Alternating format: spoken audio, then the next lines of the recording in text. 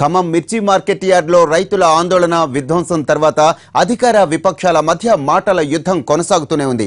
అసెంబ్లీలో భూసేకరణ బిల్లు ప్రవేశపెట్టిన సందర్భంలో రైతులకు గిట్టుబాటు ధర, ఆత్మహత్యలపై చర్చించాలని విపక్షాలు డిమాండ్ చేశాయి. అయితే ప్రభుత్వం అంగీకరించకపోవడంతో తీవ్ర స్థాయిలో విరుచుకుపడ్డాయి. అటు అధికార పక్షము ధీటుగానే స్పందించింది. ఒక పూట రైతు సమస్యల మీద ఆ పరిష్కారానికి అవసరమైనటువంటిది డిబేట్ చేయడానికి డిమాండ్ చేసింది. కానీ ఆ డిమాండ్ని పిఎస్సీలు అంగీకరించలేదు. అయినా ఒకవేళ అసెంబ్లీలోనైనా మా విజ్ఞప్తిని, ఆ రైతుల ఆవేదనని అర్థం చేసుకొని అసెంబ్లీ రిసీవ్ చేసుకొని ఒక గంట అరగంట ముందర రైతుల యొక్క బాధలు, రైతుల యొక్క సమస్య పరిష్కారానికి మేము తెలియజేయటం, వారు కొంత అవగాహన కలిగించుకోవటం, ఆ విధంగా ఈ రాష్ట్రానికి న్యాయం చేకూర్చడం అనేటువంటి ఓ సదుద్దేశంతో మేము ఈ ప్రభుత్వాన్ని ముందర ఈ చర్చ చేయమని రిక్వెస్ట్ చేసినాం, విజ్ఞప్తి చేసినాం. అందుకొరకు మా సభ్యులందరూ పోడియం దగ్గరికి పోయి విజ్ఞప్తి చేసడానికి ప్రయత్నం చేసినాం. ఈరోజు కూడా మిర్చి రైతు భూపాలపల్లిలో ఎక్కడ చనిపోయారు. ఇలాంటి పరిస్థితులు ఉన్నాయి. అర్థం చేసుకోండి, బేషిజాలకు పోకండి. మీరు రైతే రాజని చెప్పడం కాదు, రాజుని చేయండి. మేము కూడా అభినందిస్తాం. మేమేదో ఇదేదో రాజకీయంగా చేయాల్సిన అవసరం మాకు లేదు. గతంలో 72,000 కోట్ల రూపాయలు రుణాలు మాఫీ చేసింది సోనియా గాంధీ గారు. ఉచిత విద్యుత్ మేమే ఇచ్చాం, అనేక రకాలు చేసినాం. ఇప్పుడు మీరు చేయండి శభాష్ అంటాం. చేయకుండా ఒంటికాల మీద ప్రతిపక్షాల మీద లేవటం తగదని చెప్పి సందర్భంగా తెలియజేస్తున్నా. ఇమీడియట్ గా కనుక రైతులని మీరు ఆదుకోకుంటే రైతులు మిమ్మల్ని తెలంగాణ నుంచి తరిమి కొడతారనే విషయం గుర్తుపెట్టుకోవాలని సందర్భాన్ని తెలియజేస్తాను.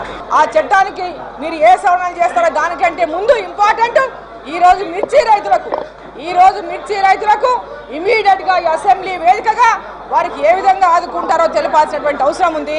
ఇనామును అమలు చేయాలని చెప్పి ప్రభుత్వం ప్రయత్నిస్తే దానికి వ్యతిరేకంగా ఛాంబర్ ఆఫ్ కామర్స్ ఖమ్మం మార్కెట్లో మిర్చి కొనుగోలు చేయడం ఆఫ్ చేయడం జరిగింది. మీరు తీసుకున్న చర్యలేంటి? ఆ తర్వాత లారీల స్ట్రైక్ వచ్చి 5 రోజులు మిర్చి కొనుగోలు చేయలే. ఆ తర్వాత మీరు ఏప్రిల్ 14వ తారీఖు నుంచి మీరు వరుస సెలవులు ఇచ్చుకుంటూ వచ్చారు. గత 20 రోజులుగా ఖమ్మం మార్కెట్కు 12 రోజులు మీరు సెలవిచ్చారు. అంటే మీ ప్లేనరీ కోసం మార్కెట్కి సెలవిస్తారా? మీకు ఎవరు అధికారం ఇచ్చారు? ప్లేనరీకి అంటే ఒక రోజు ముందు సెలవిచ్చి, ప్లేనరీ రోజు సెలవిచ్చి, తర్వాత శనివారం ఆదివారం మేడే ఉంది 3 రోజులు సెలవులు వస్తాయని చెప్పి పెద్ద ఎత్తున రైతాంగాన్ని భయభ్రాంతులకు గురి చేసి మార్చి 1వ తారీఖు తర్వాత మిర్చి వస్తే మేము కొనుగోలు చేయమని చెప్పి మీరు చెప్పి రోడ్ల మీద ప్రయాణికులు నడిచే రోడ్ల మీద 5 కిలోమీటర్ల వరకు మిర్చి నిల్వలు పేరుకొని పోతే ఆ గృహలో ఉండే ఇళ్ల వాళ్ళు కూడా రోడ్డు మీదకి వచ్చి ఆందోళన చేసే పరిస్థితి ఖమ్మంలో ఉందంటే ఏ రకమైన పరిస్థితి ఉందో మీరు ముందస్తు చర్యలు ఉన్నాయని చెప్పి నేను అడుగుతా ఉన్నా. మిర్చి పండిన రైతాంగం ఇవాళ అల్లకొల్లాలమై మొత్తం ఆత్మహత్యలు చేస్తుంటే ఆ అంశం లేదు. ఇవాళ భూసేకరణ గురించి సిపిఎం పార్టీ మొదటి నుంచి కేంద్రంలో తీసుకొచ్చిన భూసేకరణ చట్టం యథాతథంగా కంగుళం కూడా తేడా లేకుండా అమలు జరపాలని మేము డిమాండ్ చేస్తున్నాం. కనీసం మైకి ఇవ్వకుండా నియంతృత్వంగా ఈరోజు ప్రజాస్వామ్య హక్కుల్ని హరించే పద్ధతిలో ఈరోజు శాసనసభ నడిచించాలని తీవ్రంగా నిరసిస్తున్నాను. ముదిగొండలో రైతుల మీద కాల్పులు జరిపి 9 మందిని పొట్టన పెట్టుకున్నటువంటి చరిత్ర కాంగ్రెస్ పార్టీ. మీరు మాట్లాడతారు. అసలు కాంగ్రెస్ ప్రభుత్వ హయాంలో పత్తి రైతులు పిట్టల్లాగా చనిపోయినటువంటి పరిస్థితి. ఎంతమంది పత్తి రైతులు చనిపోయారండి? 1997 నుంచి 2003 వరకు తెలుగుదేశం ప్రభుత్వ హయాంలో 11,604 మంది రైతులు ఆత్మహత్య చేసుకున్నారు. 2004 నుండి కాంగ్రెస్ ప్రభుత్వం ఉన్నటువంటి 2014 వరకు చూస్తే 23,406 మంది రైతులు ఆత్మహత్య చేసుకున్నారు. ఇలా రైతు ఆత్మహత్యలు ఆగాలనే ఈ ప్రభుత్వం ప్రాజెక్టులు యుద్ధ ప్రాతిపదికన పూర్తి చేసే ప్రయత్నం చేస్తున్నది. మీ 2 ప్రభుత్వాలు, కాంగ్రెస్ చంద్రబాబు, రాజశేఖర రెడ్డి కాంగ్రెస్ ప్రభుత్వ హయాంలో చనిపోయిన రైతులు 35,000 మంది రైతులు ఈ రాష్ట్రంలో ఆత్మహత్య చేసుకున్నారు. ఇలా మీరు రైతుల మీద ప్రేమ ఉన్నట్టు మాట్లాడతారు.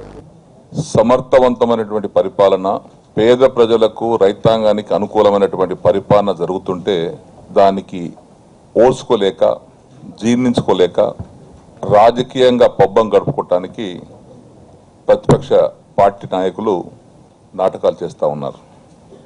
ఒక్కసారి గుండె మీద చేసుకొని ఇప్పుడు సీనియర్ నాయకులు, మంత్రి పదవులు అనుభవించినటువంటి నాయకులు కూడా ఈరోజు కాంగ్రెస్ పార్టీలో ఉన్నారు. ఒకసారి గుండె మీద చేసుకొని మీరు ఆలోచన చేయండి. స్వాతంత్రం వచ్చిన తర్వాత సుదీర్ఘమైనటువంటి పాలన చేసినటువంటి మీరు ఇప్పుడు గౌరవ ముఖ్యమంత్రి గారు కేసీఆర్ గారు చేసినటువంటి పద్ధతిలో మీరు పరిపాలన, సంక్షేమ రంగం, అభివృద్ధి రంగం చేసి ఉంటే రాష్ట్రంకు ఈ పరిస్థితి ఉండేదా? ఈరోజు భూసేకరణ చట్టం కాంగ్రెస్ నాయకులకు చిత్తశుద్ధి ఉంటే సమయం ఇచ్చిండు ముఖ్యమంత్రి గారు. మూడు గంటల వరకు సమయం ఇచ్చిండు. మీరు 3 గంటల వరకు ఎందుకు మాట్లాడలేదు? సమయం భూసేకరణ చట్టం మీద, నకిలీ విత్తనాలపైన చట్టంలో మాట్లాడడానికి సమయం ఇస్తే మీరు తోక ముడిచి సిగ్గుమాలిన పని చేసి మీరు మిర్చి రైతుల గురించి ఏదో ప్రేమ ఉన్నట్లు మేము వాళ్ళ గురించి మేము మాట్లాడుతున్నాం, మీరు మాట్లాడతారనే రీతిలో అడ్డగోలుగా సభను అర్థాంతరంగా ముగిసే విధంగా ఈ చర్చను కొనసాగకుండా